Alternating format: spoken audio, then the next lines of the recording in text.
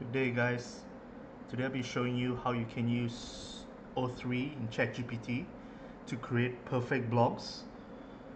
Okay. The reason for this video is I believe depending on your niche in SEO, depending on your business, you would need to showcase different entities in your business. So what does that mean? Essentially, when you have a certain business, right? You have a lot of things that you can talk about, whether it's categories or color or types, right? Okay. Now, I'll give you an example of a problem that I have. So, I have this main entity where you're talking about, let's say, medicine or drugs, right? So, of course, there's a lot of things that you can talk about, whether it's the actual products, okay. Um, what else do you have? You have certain treatments, right? Now, the beauty about this kind of niche is not specifically medicine or treatment or drugs. What I'm trying to say is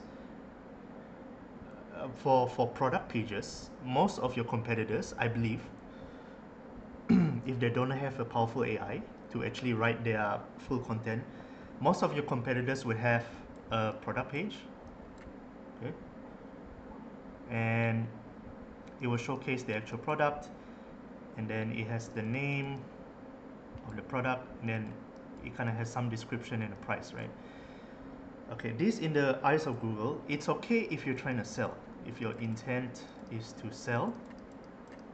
But if your intent is to give information, such as an article, because an article is deep, right? When you have a page, it is very deep. It has a lot of information, it has links, it has what to do, what customers say, what can it do, what you cannot do, pros and cons. There's a lot of information compared to this, right? Of course, this search intent is more to sell. This search intent, I believe, a lot of customers are also looking for information, more information about your products. So a product page is not going to cut it, okay? So the only way for you to, I guess, succeed in SEO is to actually understand where your customers or additional information that you can give to Google. Because if all your competitors are doing this, where they're doing product pages, and you're doing product pages, the only way they're going to stomp you is they're going to have more products than you. So when I have a category page, they have more products. Uh, Most likely, Google is going to rank this guy compared to you. So you're pretty much screwed. Okay. Just trying to find out how can I remove this. Never mind. Okay. So what can you do after all this? Now this is where a trick that I can show you of what we do for some of our clients. So essentially these are flavors, okay? These are tobacco flavors that are out there in the market, right? So I want to find out how I can use these different keywords, these different branded keywords, and instead of building a product page, I want to talk about what the product has done, what is it good for, how does it compare to other flavors, how does it compare to the client's tobacco flavors. So see, those are all the information that you have. Okay. Obviously you can ask ChatGPT to find out what are these different brands, okay? So if I can show you, like, so I type in the prompts, they actually know I thought of it, written articles, but before that I've actually asked it to find the different flavors where you switch on where is it? Oh, sorry. Where you go on tools and you search the web, you can actually see I only want 20 different pages talking about this, talking about these different tobacco brands. Okay. Now, if you prompt it, you say, I want to create more flavor collection pages on my website, but this time it's for the shisha flavors because that's the main keyword. All right. I want to use the brand names, but it should be brand alternatives so that the collection page show my flavors. mimic similarly to the brand for the unique taste. I'm looking about 20 more category pages. Can you find out what flavor brands that are similar to my flavors, either on its own, combination of my flavors? So obviously you need to understand your niche well, and you need to understand what you're trying to target. The main entity is about flavors. You're not talking about pipes, you're not talking about accessories, you're talking about flavors only. Okay, but I'm looking for keywords that are related to the brands. So of course ChatGPT will be able to find you for you and categorize it for you, and makes this one is not really accurate, but it did a good job of trying to find what is the keyword you're looking for. So there's Fumari, Starburst, Blue Mist, Alpha, Social Smoke, Absolute Zero. So this assumes that is some of the more flavored, favorite flavors that customers are actually buying. So when you have a product page on your website, when you have a product page on Google, and then you have informational pages that it's better, it's more deeper, it's much more dense, there's more info, most likely you're going to rank in that kind of like ranking page, right? So I asked him to find 20 different brands. Okay, so he find for you Starburst Pirates, Tangiers Horita, Alpaca Grape Mint, Adalia Lady Killer.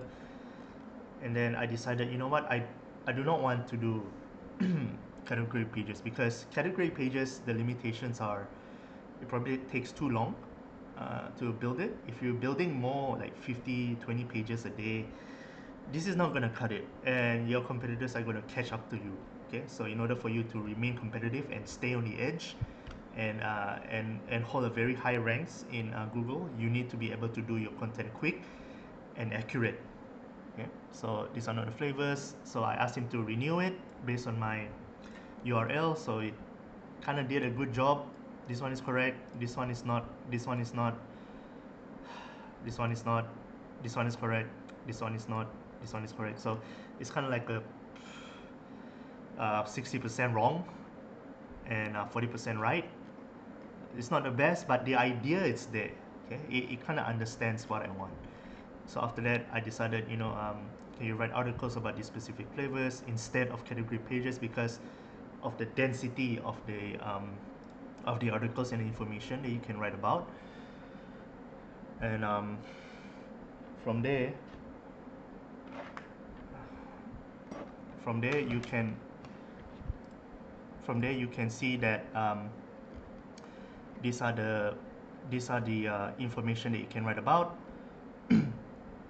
and it's trying to understand what you're trying to do, so I prompted even more.